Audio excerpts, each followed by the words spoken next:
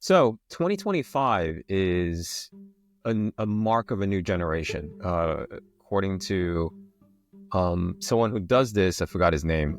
This is now the start of generation beta, and these are the people who are fully accustomed to growing up in an environment where everything is AI. Wait, so this is people who are born right now or people who are Yeah, growing up people who right are now? born this year onwards are beta. So I'm pretty old, and I sit on the cusp of Gen X and Millennial. Sit right in the cusp of it, and yeah, generally people who sit in between generations really have a rough time, and that's because they don't know who to relate to or who to associate Mm. to, and then they don't have their tribe. Um, I can relate in a similar cusp, Gen X and Millennial. A lot of people say that I fully fall under Millennial, but I think my heart is a baby boomer, so. well, baby boomer is completely different. Don't mix yourself with Gen X is not baby Yeah, I boomer. skipped the entire Gen X generation and I went one behind. It These just, are my love yeah. for the same kind of rock music just kind of. Well, of course, some people actually revere like old school stuff. I have a friend who's 16, who's turning 17 now, and she listens to her dad's music. She's like basically our music, my music at least. And weird that the stuff that I listen to is very akin to what I used to think about 70s music. It's what, the alphas and the betas think of us now. I'm like freaking 40-ish. Anyways, So, what's the characteristic of the beta generation? So, it's going to be fully born and brought up with AI? Is that the thing? yeah, and let me just look this up. Gen beta. What defines it? Okay, according to Gemini, they are in the world of AI used in many areas, including healthcare and education. They expect to have access to self-driving cars and virtual reality experiences. They have a generation of values, diversity, and inclusion. I can contest that. I think we're reverting back to exclusion, knowing that we have Trump again. Um, at least, at least the first 4 years, right? That, and if they're born at this time, they probably won't But affect them remember, too. Gen Alpha is just about to start voting. Yeah. So, so, So yeah, they're yeah, just so, about to start working. You're right. They're and 2010 voting and and voting. participating Yeah, in elections. So, I think like we've not seen the effect of Alpha completely, and now Beta, I think there'll be an that's a 18 good year old. point. That is a Yeah. solid point. When they vote, you never know. I think you're right on that. The other one is about climate change. Social inequality will shape their values and identities. Of course. And I Uh, see this sentence which says that it's in a tech saturated world, that's how they're going to grow up. yes. So, they're going to grow up. So, Alpha grew up with a lot of tech, but I wouldn't consider it tech saturated. But I think Mm. Beta will grow up with all aspects of their life governed by the technology in one way or the other. I think I think you're right in that the tech not being saturated is also the maturity of understanding tech and its consequences. We didn't quite know how it affect them as kids. Suddenly, they're also forced to use tech as well. In the era of COVID, we had 4 years of that, right, for some countries, and those that are, in primary school and suddenly having not see their friends will change that. And I Um, think it's also a bit of just how tech has been evolving, right? So we had some horizontal technologies like the internet, which Alpha grew up completely with. And like our generation was introduced to the internet when we were growing up, but Alpha was just born and brought up with the internet. mm, mm, mm. And then the new generation, this other horizontal tech is going to be AI, which is more horizontal than the internet. What do you mean by horizontal? When I say horizontal, I mean affecting multiple industries or multiple parts of their lives. Got it. So, like the internet not only allowed us to chat on MSN, but it also allowed us to write emails across the world and get work done in a distributed way. Yep. And I Yep. think Yep. AI is similar. Like between the internet and the AI, there weren't any horizontal large pieces of forward facing technology. Everything was building on top of the internet and there were verticals that they were building on. And now you have AI, which is going to affect healthcare, which is going to affect the way we drive cars, which is going to affect the way we build our factories, the way we monitor our health. Yep. Yep. I get it. And the last point is that they're likely raised by older parents who are more mature and potentially more financially established. That Mm. they're definitely more mature. I'm not sure about financially more established. I mean, it could, people are struggling now with inflation and shit, right? Pardon my language. It's affecting a lot. So I'm not sure about that. But then again, you are saying that they will be raised by the Gen Alphas, and it's kind of suggesting that they will be more financially established. That is a possibility. People like I have my former friend from college, someone my age, is just having their kid now. So he's having his kid in his 40s right now, his first child. So he's pretty established. He owns properties, so I can see that in that form. Mm. Um, and again, so this kid will likely live with their parents for a long time. That's my guess. You're gonna have the same problems that we have with the boomers and with the millennials, and yeah. In a way, it's the same kind of parenting time, right? Like our lifespan has grown by about 5 years between then and now. So you can start your life 5 years later. You can have kids 5 years later, 7 years later, because the amount of time you share with your kid will continue to be the same as our lifespan is growing, Mm. is what I feel. Another interesting aspect is going to be in fitness and how AI shapes a lot of new generation drugs and new generation like body hacking. Mm-hmm. Whether it's AI or not, I think there is a boom of body hacking, the biohacking and body hacking that's going on right now. So Mm-hmm. that's going to be fun to see over the next couple of generations. Right. Have you seen the Netflix show about the former Vemo Braintree founder, about No, his no. his life trying to hack health, and he wants to live forever, right? And Mm. it's showing a good insight of his mindset of what he does. And yeah, it's a very interesting of why he's doing it. And I feel it's quite conflicting, but without really revealing too much. It's a very neutral, balanced documentary on him Okay, what's his experimenting on his. name? I might have heard of the guy. Let me just look this up. I don't want to butcher his name.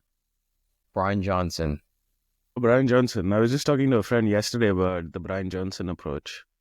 And my friend has completely shifted his diet and his fitness routine based on the Brian Johnson approach. Mm. He calls it the Brian Johnson protocol. Mm-hmm. And I was like, hey, tell me, walk me through everything. So the big thing my friend has started doing is eating blueberries in the morning. Yep. And the other thing he's been doing is he's given up his office seat and now he just squats while while he's working and then switches seating quite often just to make sure that if he gets tired squatting, he goes onto like a Japanese style Yep. seat or something like that. And he has brought down his fat percentage from 35% to 15% or 11% now with no particular massive changes in diet. Just being cleaner, just eating the same things, not going crazy with anything, but Mm. just making sure that the lifestyle and the routine stays up. Mm.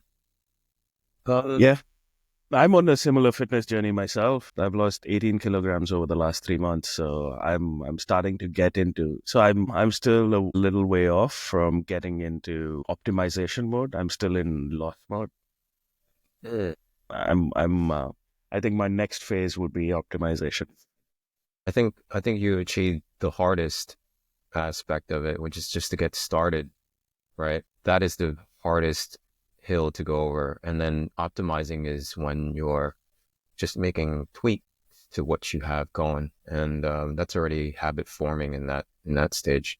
Yeah, just getting started. Like, I'm not knocking on any person who is trying to change their life, but they are starting and they are shifting. And I wonder what your friend is shifting from, and if there's any difference in that. But everyone goes into fitness for different reasons, right? Hmm. And just be aware of the thing that you're doing is relatively concrete in terms of, physically fit, but if you're not resolving the mental capacity, right, you might just find another, addiction that you previously had that was not as good. I mean, fitness as an addiction is, I guess, physically good, but I hope it's also resolving your mental problems as well. Yeah, that's a can that's kicked down the road for a later day. So in the Brian Johnson documentary, it's kind of alluding that he is trying to resolve his burnout, his poor lifestyle previously when he was a founder, and also when he was a kid. He was a fat kid, he said. And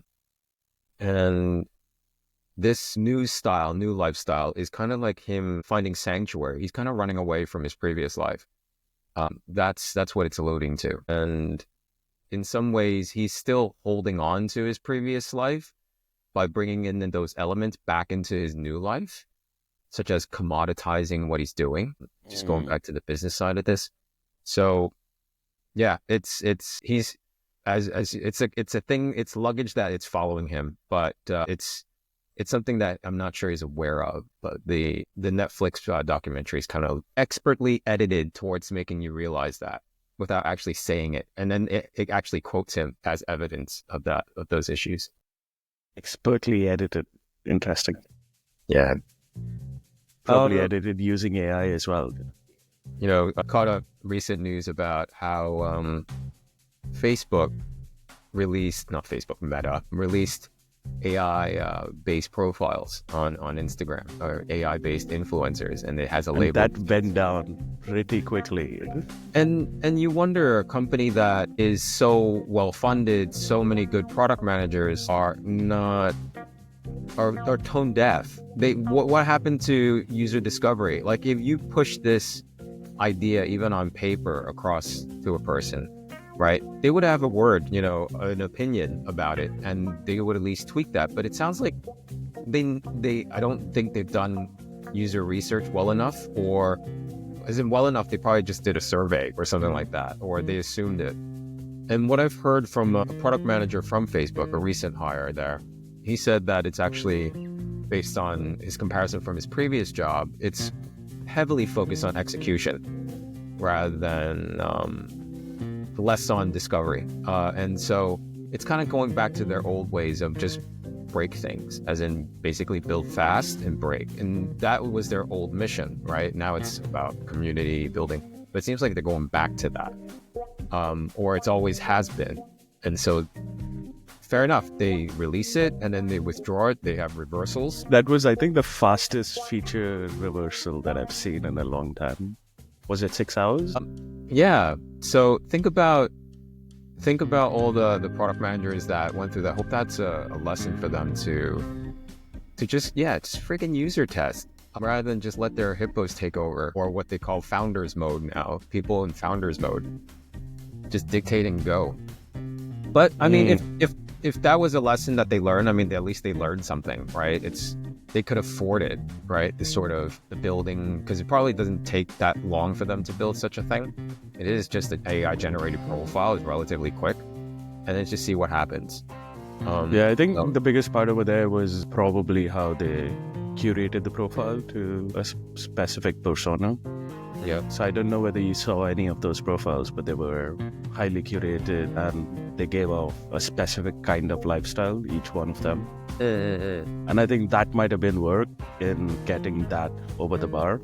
But quite possibly it was just like crossed wires and someone was building it out, but someone didn't know it was released. And then all the backlash basically meant that they had to roll it out. Roll it back.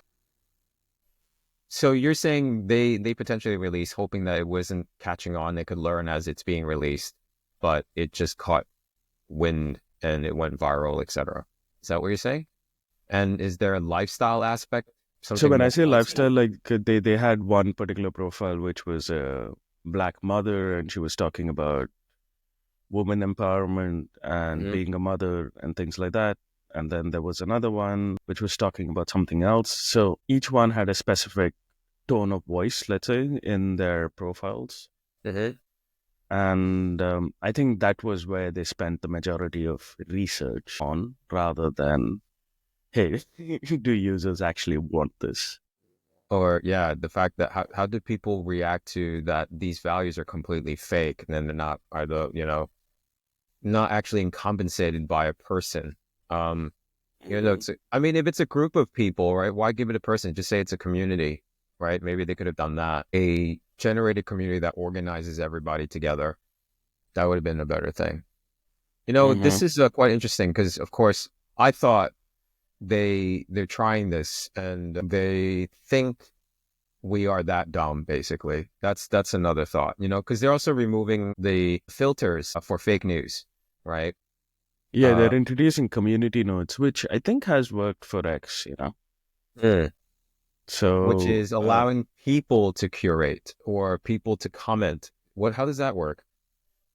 yeah, so it's a little bit of, when you see something go viral, you're able to attach your comment as a community node, and then your community node basically builds brownie points for yourself as well over time. So it generates this idea of a trusted voice in the community, Right, and it ranks it accordingly, basically, right, rather than some central service that is determining whether it's fake news or not, because then right.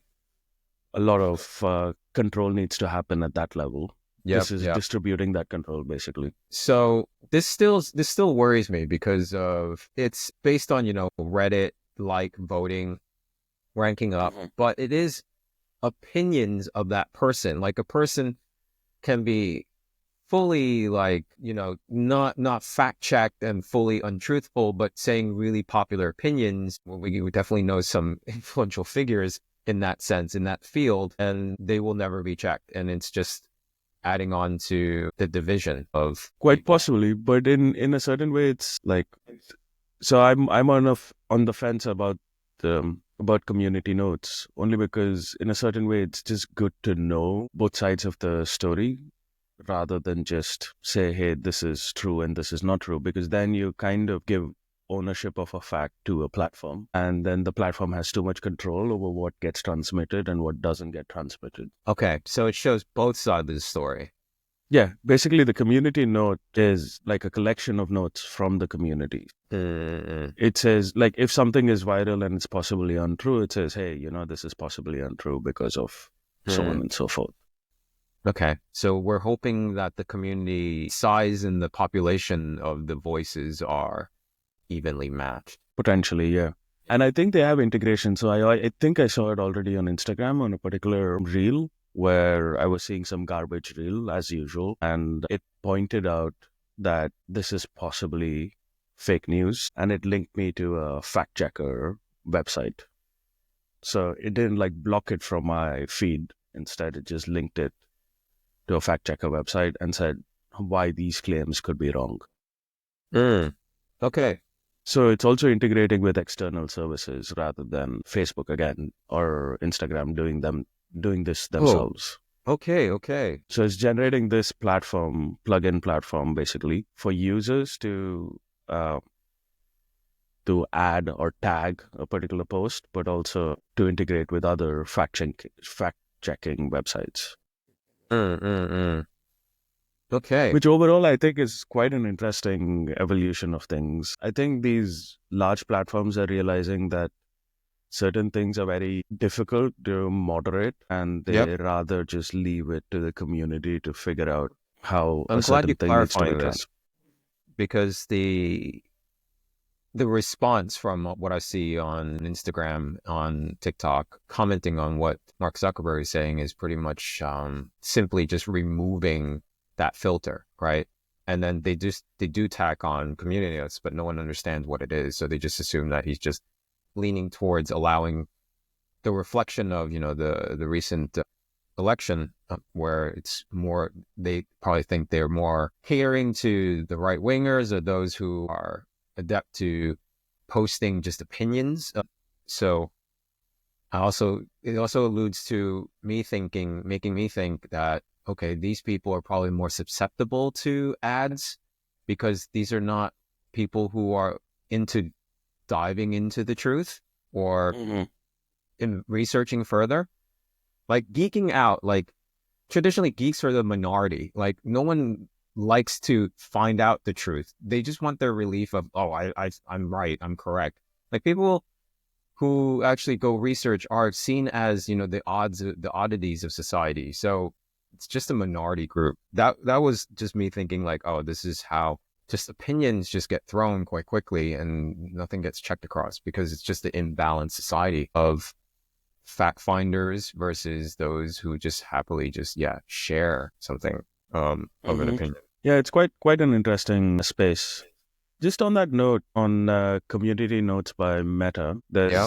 there's another announcement that Meta made towards the end of December, that the AI assistant, the Meta AI assistant, has become the largest AI assistant in the world with a user base of more than 600 million users. Mm-hmm. So Meta basically went from zero users to suddenly 600 million AI Mm-hmm. users within a span of 6 months, I think, when they launched the assistant. Mm-hmm. And I think this is quite big because they just rolled it out naturally into your WhatsApp, into your Instagram, and you can use Meta AI anywhere you have these services. Yep.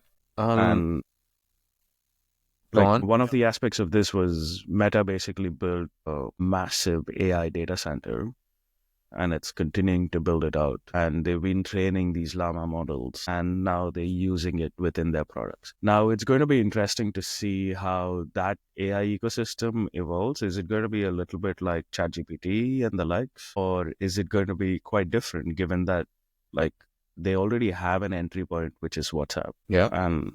and they already have chat interfaces. People don't have to sign up for something else.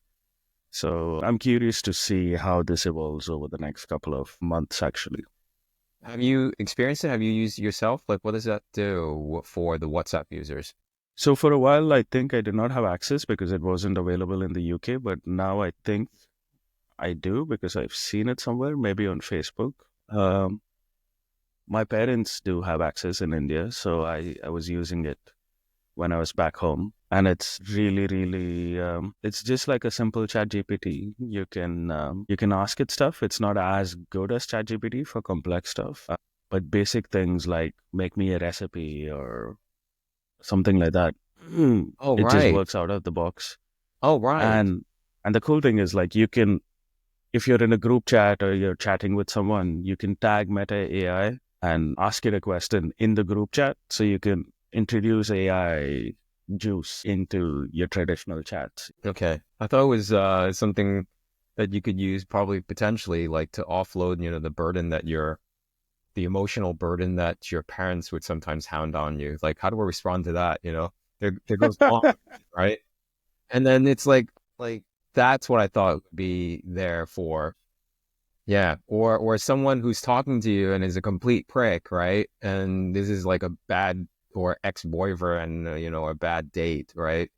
You gotta offload that conversation and pass it on to the AI to handle it. Like politely said, okay, I'm not interested. That sort of thing. To be honest, I'm glad that it's not doing this. Like I Okay. really believe in the human element of things, you know. So I'm glad it's not trying to replace you as a persona.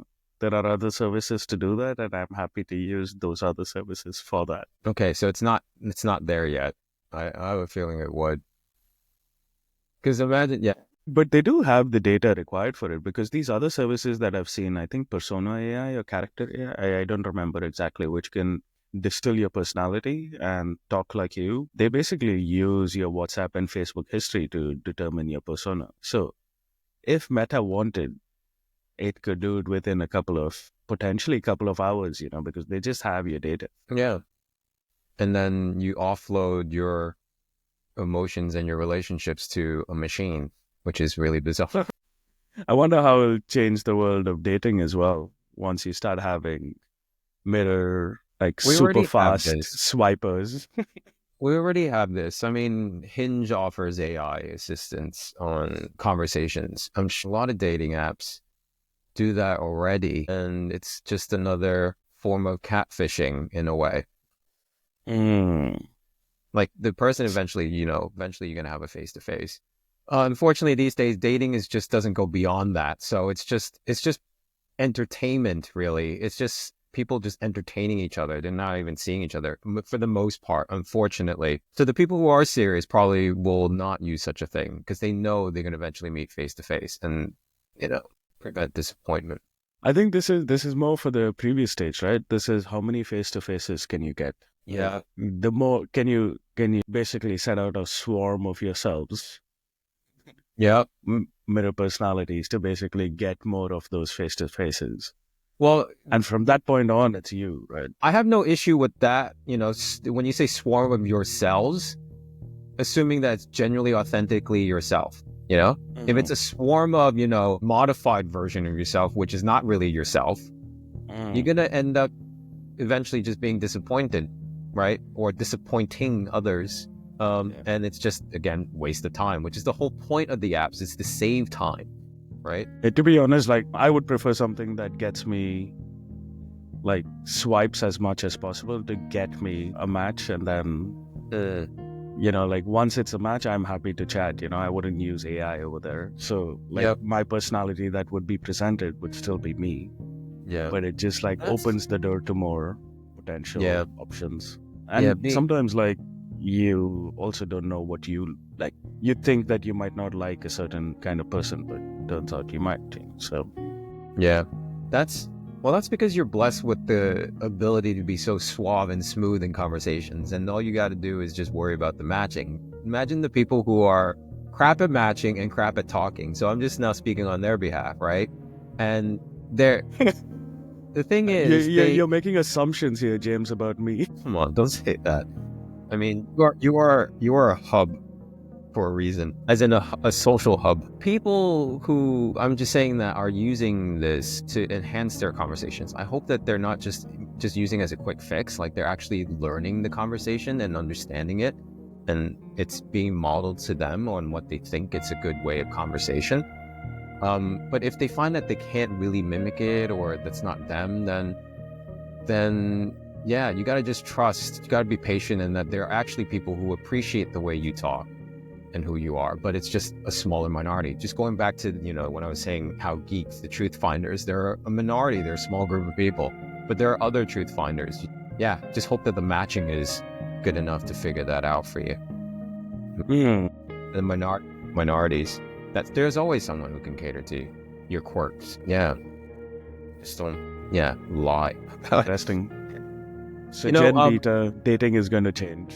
Somehow we roll ourselves back into the data. Dating's going to change. Healthcare is going to change. Self-driving cars. But the company behind all of this right now is a singular company. And they all serve, the people who pay them, which are ads, right? Product manufacturers and stuff. And I just want to touch upon what I've been seeing on LinkedIn a lot, which is, because my feeds are really associated to pointing towards AI. And these days I'm seeing posts of people modifying influencers. When they hold the product, it can be swapped to another product. So they're like recommending a product. And they take their likeness, everything and all that. Or it's just easy for the influencers to suddenly, show one product, and then in another perhaps demographic, they could show a different product. Of them holding it up and recommending it and taking items out, and the AI can generate that. You could see in the comments, people are like, is this right? Is this ethical? Right? They're justifying it as just the optimization of removing the person from having to just refilm everything by holding a different product. Just thinking of reasons to justify that. But I'm already thinking like they could just create any persona, or just create any person who, it just makes it easier for that influencer to not check anything, right? And just like, okay, let me just receive the sponsorship and just let it use my face to promote this. And this kind of alludes it to the recent blowout of Honey, which is this app that tricked all the influencers to giving them all their users to have all these affiliate links that goes to Honey instead of the influencers. So just to quickly summarize this, right? So the person who gets the money for the affiliate link is pretty much the last the last click where the user buys from that, app or whatever, whoever clicks on that last link. And so what it does is if you install that app, right, which the influencers were telling everyone to, right, because it saves you money, it finds you the best coupons, right? That browser or the app will take over the influencer's affiliate link and just replace it with theirs without, yeah. And it lasted for like 5 years, and it accumulated pretty much like 2 point something billion views from all the influencers amassing and promoting that product, and pretty much sucking all their subscribers to having this thing installed, and it just stays on their browser forever or their phone, and it just keeps on taking their, affiliated link. There's a lot to unpack over there, actually. One thing about like completely AI generated product influencing, I think it's reducing the entry barrier to actually display and sell a product, right? Using your persona. But it doesn't remove the consequences of you selling the wrong product. So I think that's where influencers now have to be doing the same things that they do. As they're selling more products, they'll just have to have a stronger way to say which ones align with their philosophy, or like if it's a beautiful model, maybe certain kind of organic makeup products align with her philosophy more than something else. I'm just putting some examples out there. No, you have a very good point. Like you're saying that because the way I look at it, it's similar to AI dubbing, right? It's similar to like AI generation of cartoons, for example, or anime. And how CGI has gone from like massive CGI to now more and more use of AI. So you can actually do a lot more CGI in a much less amount of time using AI. Yep. So I think that's the trend that I'm seeing. So I look at it as an optimization, but it's not like freedom from consequences, right? If you create a shit movie with an AI tool, it's still going to be a shit movie. And the director's name is on the line. So that's the filter. Yeah. Because you could make a movie very quickly, you could just put it out there and you can market it pretty easily with this optimized AI, and you could withdraw it just as easily. As you say, Meta was able to put a feature out and then shut it down in 6 hours. It's just creating a speed of the audience. You can withdraw it, but you can't really like make people forget about it, right? So we are still talking about Meta's mistake. And likewise, the whole influencer thing, people sell the wrong product and it causes something like skin rashes or something. Their name is on the line. That's going to hit them hard. So that's where I think you still got to test the product as an influencer, etc. Right. Let me just check your memory. Do you remember Metaverse, right? Like, wait, which one? The Marvel Metaverse or? Like, I wonder if people still remember the failure of that, right? After a few years, people might forget, and just. I don't think it's a full failure. So there's a failure in terms of how not ahead of time, but how far it was pushed at a given point of time. And, VR just didn't catch up. But I think like it's gone back to the basics, and it's gone back to the AI tooling and stuff like that. So NVIDIA is still pushing on the metaverse technology. It has ecosystems called Omni and stuff like that.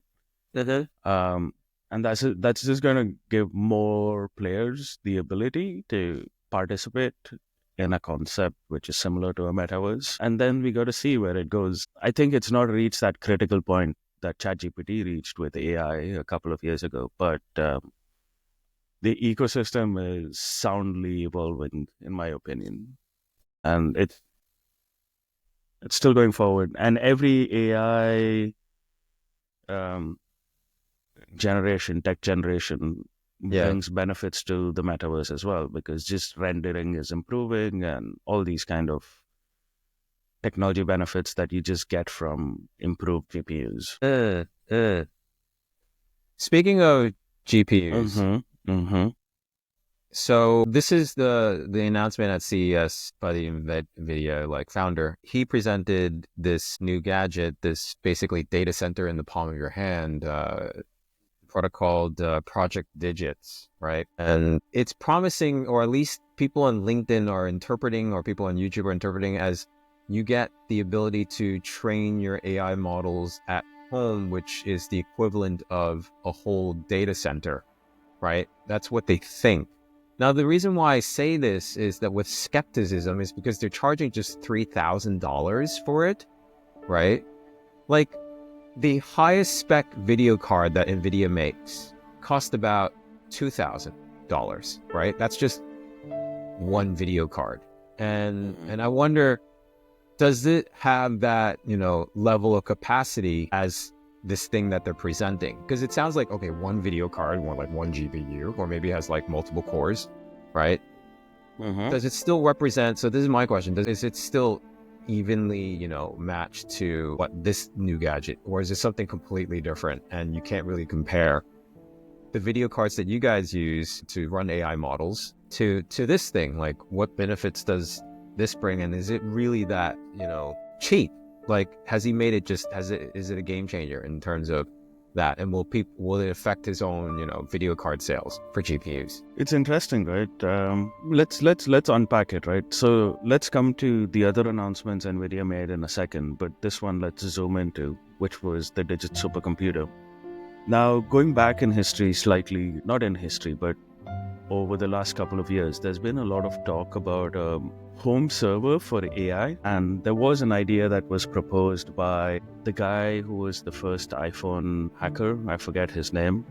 He called it the tiny box. And the idea was to get 4 NVIDIA GPUs or 4 AMD GPUs within one server rack, costing about $5,000, I think, was the idea. And the main logic behind this was, since the birth of GPT-4s and GPT-3s and all that stuff, was to run your own AI models at your own home.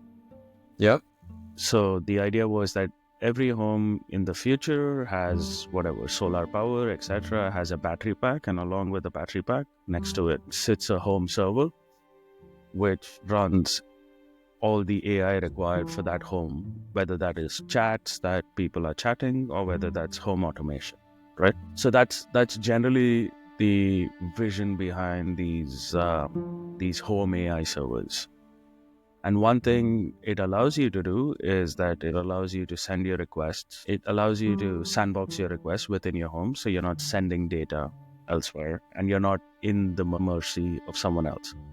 So these ideas launched with the perspective of running AI models, not so much as training AI models. And today, so the biggest advantage or the biggest phase shift came with NVIDIA's GPUs just leveling up every year. And they've launched a new generation of GPUs, which are the Blackwell generation, and then the Grace Blackwell, so the GB. These GPUs basically provide an alternate kind of architecture for your CPU. So it provides a way for those GPUs to be connected to ARM, so ARM CPUs, rather than just Intel CPUs. One of the advantage of using ARM is an open architecture. So anyone can take ARM, improve ARM architectures according to what they see fit. So NVIDIA basically takes this architecture and is able to share memory across CPU and GPU. So you don't really have this one, hey, this is my GPU memory and this is my CPU memory. So why am I telling all this? Is basically with this new Digits PC, they've been able to expand the memory of their GPUs more than anything else. So the speed, everything they have been able to do. And historically, that's been your limiting factor. So for example, when we do research in machine learning, our limiting factor has been the size of memory on the GPU. And it usually the previous generation capped out at 80 GB. Then it went to little more than 80 GB to 120 GB. And now I think they're capping out at like 480 or 500 GB of memory, which means you can load an entire pretty decent scale AI model. This could be the Big Llama, which is 405 billion parameters. It could be something of the size of GPT-4, which is like 200 to 400 billion parameters, all into memory. So you can run it off the same machine. Now, when it says train these models, you won't be able to train the big AI models with that kind of memory. You'd be able to train the smaller ones, which are like the llamas. The llama 70 billion, 80 billion, you should be able to train it on that. I doubt you'd be able to train the 405 billion parameter model on something of this scale. So you'll still require the cloud compute and everything, but this opens up the arena for you to have your own AI model sitting at home that potentially can learn from your behaviors or your access to various things, So it's opening up that door slightly. So is him being the great salesman, he's like, okay, just buy another one and link it together. And so you have that capacity to potentially run 400 parameters. What is the translation of that? Like the parameters versus actual memory in of RAM that's needed. Is there any sort of sacrificing if you're running in parallel, like stacking those two machines together? There would be some sacrificing. So basically, each parameter, so when we say a million parameters or whatever, it corresponds to a floating point value. It corresponds to, so a parameter is a number. So a number occupies space in memory. And that space is determined by your floating point precision, which could be 32 bits, 64 bits, That's right. 16 bits, 8 bits. So the larger the model, the lower you're able to crank that precision. So because the model has a lot of redundancy built in, you don't have this requirement of those numbers to be very precise. And it still performs decently well, maybe not as good as a high precision model. So let's say an 8-bit precision for a number. So you basically have, which is 1 byte. So an 80 billion parameter model would be 80 billion bytes, essentially. And then you make the conversions. But roughly as a rule of thumb, the way I look at it is like a 7 billion parameter model fits in a 24 GB GPU, barely fits in a 12 GB GPU. You can have a 16 billion model also fit in a 24 GB GPU. And then for an 80 billion parameter model or 40 billion parameter model, you start requiring a bigger GPU, which is 40 GB. These are how the GPUs are coming right now. So you have 12, 16, 24, 40, 80. And now with NVIDIA's announcements, higher than that. And then for a bigger model, like an 80 billion parameter model, you require an 80 GB GPU. And I'm talking about just running them, right? I'm not even talking about, and I'm talking about running them at default precision, so not at low precision.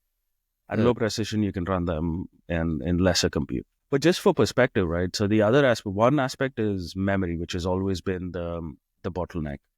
But memory, so they found a way to unlock the memory because before your CPU had its own memory, GPU had its own memory, and then models or data would have to transfer between the CPU and the GPU. That would slow things down. Now, if you can share that memory, you don't need this transfer that goes from CPU to GPU, which means that like you could speed things up in a certain way. The other limiting factor is the speed of the GPUs itself or the compute itself. And just for perspective, like NVIDIA digits is 1 petaflop of compute. Like the Cray computers in the early 2009, the Cray supercomputers were 1.79. So like this is incredibly monumental. Like within 15 years, we've gone from the amount of compute that occupied an entire server room to something at your desk. And this is nothing to joke about. What, by the way, you're still focused on talking about running the AI, not necessarily training, right? Yeah, training has an overhead. So while I can run a 400 billion parameter model on a digit supercomputer, I won't be able to train it unless I stack up more of those. Yep. So just for the audience, it's I assume it's like running as in like would give you an immediate answer as you would expect it, like as you type in something and you want it to respond and you need that sort of level machine to check all those parameters in order to give it to you instantly. That's what you're implying in terms of running it, right? Correct. So generally models, they have two phases, inference and training. Inference is what we use, like when we're using ChatGPT, that is a model running inference. Training is the amount of work that was involved in making ChatGPT. Yep. So this is passing data through the model for the model to learn how to make those answers. So training is computationally always harder than inference because it runs inference and it wraps inference in another algorithm, which actually tells it how good or bad the inference is and makes correction to corresponding parameters. And this algorithm is called backpropagation, which sits on top of the inference. So in a traditional neural network, feed forward, as the name of this podcast goes, is the inference, and the backward pass is when it actually affects the parameters themselves. And so training wise, I'm curious, how long, let's say, would it take? Let's say this is arbitrary, right? Data center versus like this little palm size thing. Let's say we put this in there, and he's implying that you just need two of them, right? Let's say you have those two. What would it take to No, train, or you can't? you can't reasonably do that within like a reasonable amount of time. So it will take years, on the order of magnitude of years, to train a model of similar scale. Like, for example, GPT-4 was trained on a cluster of 7,500 GPUs for I think 3 months. Yep. So even if you assume that this GPU is twice as fast, so you're still at a scale of 4,000 times slower than a server-side training. What he's probably hinting at, and this is marketing talk again, is fine-tuning these models.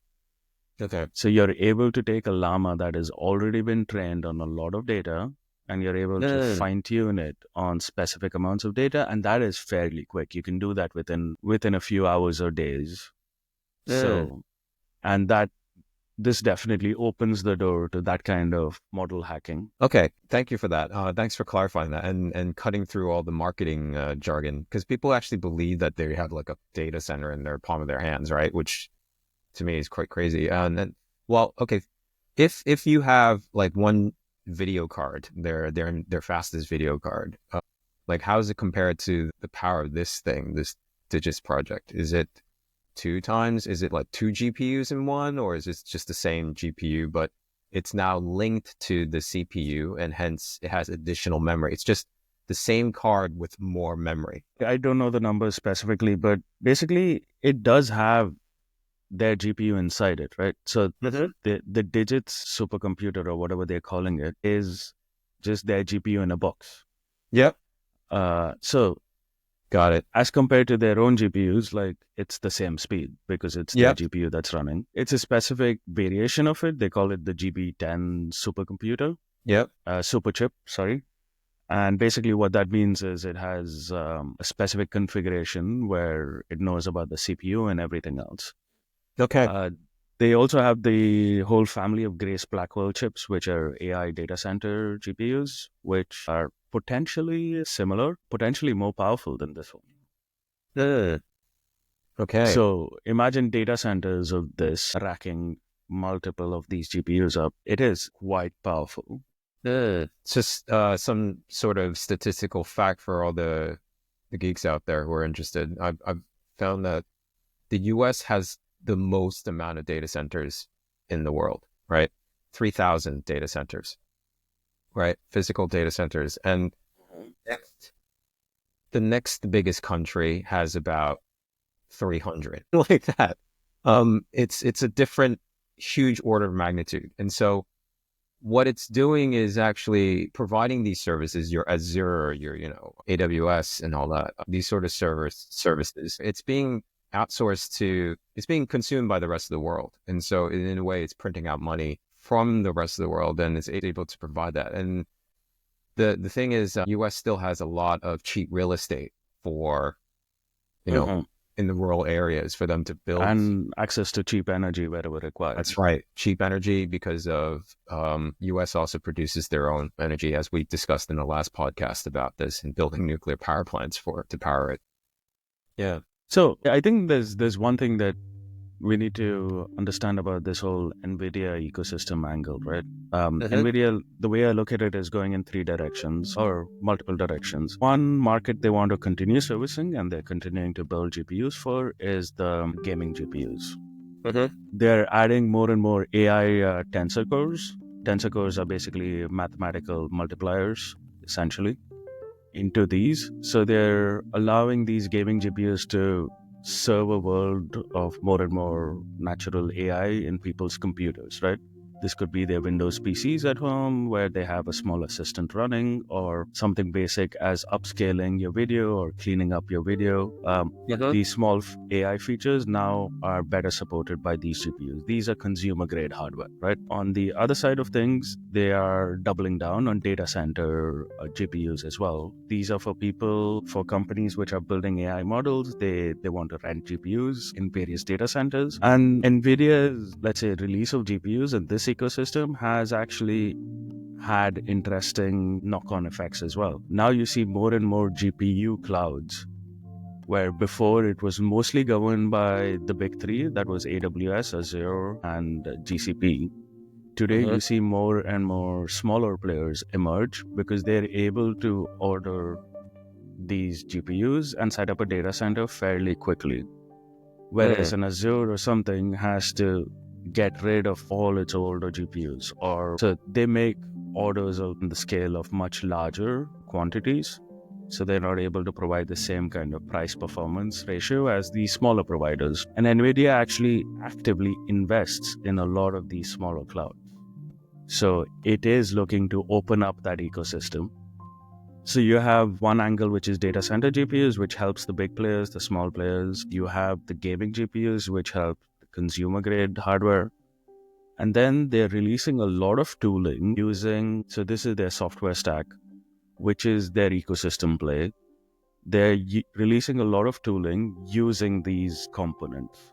So they're releasing tooling for the AI world. They've supported it for the last 10 years, more or less, and they continue to double down on that. They have the Omniverse ecosystem of tooling, which is for the metaverse aspect of things. You have the Nemo ecosystem of tooling, which is for the new world of large language models. And you have Cosmos, which is for the robotics revolution.